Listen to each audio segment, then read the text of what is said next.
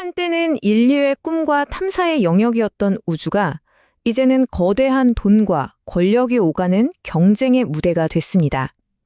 아주 조용하게 시작된 한 움직임이 어떻게 새로운 글로벌 패권 다툼의 신호탄이 됐는지 오늘 그 숨겨진 이야기를 한번 파헤쳐 보겠습니다.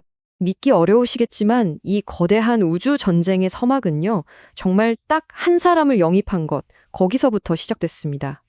겉으로 보기엔 그냥 평범한 기업 뉴스 중 하나였죠. 그런데 이 채용 소식을 한꺼풀 벗겨보니까 이건 단순한 기업 전략 차원의 얘기가 아니었던 겁니다.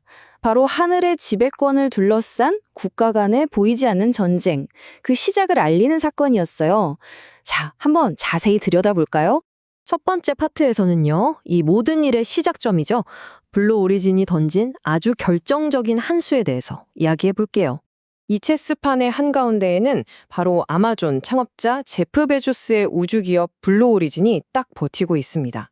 그리고 그들이 움직인 아주 결정적인 말이 바로 토리 브루노라는 거물이었죠. 그럼 토리 브루노, 이 사람이 대체 누구냐? 그냥 평범한 경영자가 아닙니다.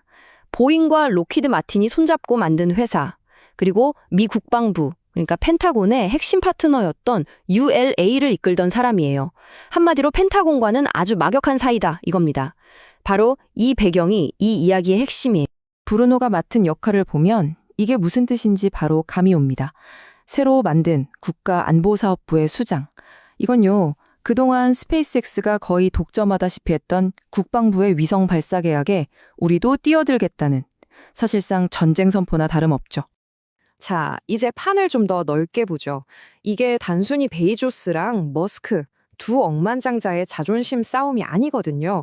훨씬 더 큰 그림, 바로 국가 대 국가의 경쟁으로 번지고 있습니다.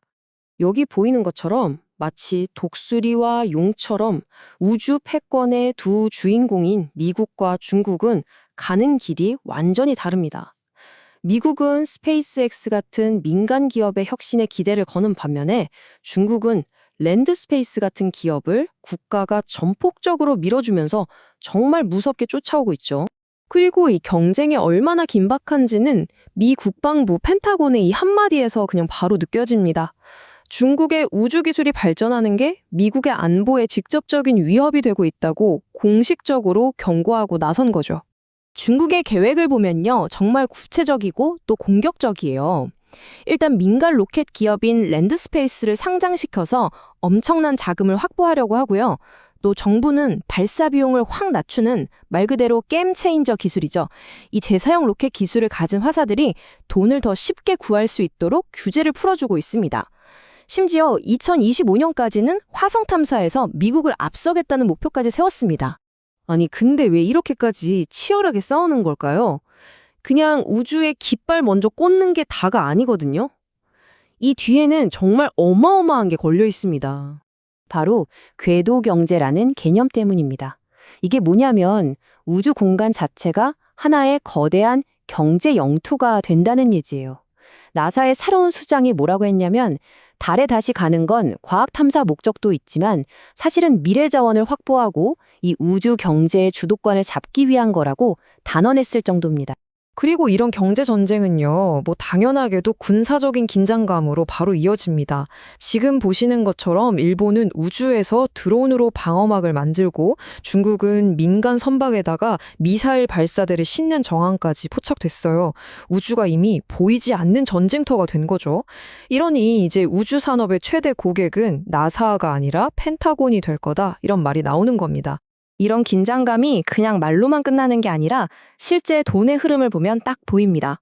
일본이 역대 최대 규모인 9조 엔, 우리 돈으로 거의 80조 원이 넘는 국방 예산을 짰는데 이 돈의 상당 부분이 바로 이런 우주안보 기술에 들어가는 거죠.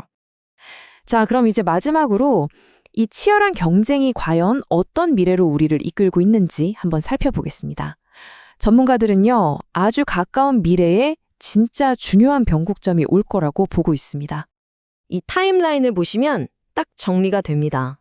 2024년, 바로 올해 블루 오리진이 방위 산업으로 확 틀었죠. 그리고 내년 2025년에는 중국이 화성 탐사 주도권을 잡겠다고 벼르고 있고요. 그러고 나면 2026년, 이때가 바로 대전환기, 그러니까 진짜와 가짜를 가려내는 옥삭가리기가 본격적으로 시작된다는 겁니다. 수많은 우주 기업들 중에 진짜 실력 있는 몇몇만 살아남게 되는 거죠. 그래서 우리가 여기서 얻을 수 있는 결론은 아주 명확합니다. 이 새로운 우주 시대에서 살아남는 공식은 더 이상 원대한 꿈이나 비전이 아니에요. 딱 두 가지입니다. 실제로 증명된 기술력, 그리고 정부로부터 안정적으로 돈을 받아올 수 있는 계약 능력. 이게 전부입니다. 예전에 그 냉전 시대에 미국이랑 소련이 경쟁할 때는요, 그 덕분에 우리 손에 GPS나 인터넷, 현대컴퓨터 같은 정말 인류의 삶을 바꾼 엄청난 유산이 남았잖아요. 그런데 이익과 국가 안보, 이걸 최우선으로 하는 지금의 이 새로운 경쟁은 과연 우리 미래에 어떤 걸 남기게 될까요? 이건 정말 한 번쯤 깊이 생각해 볼 문제인 것 같습니다.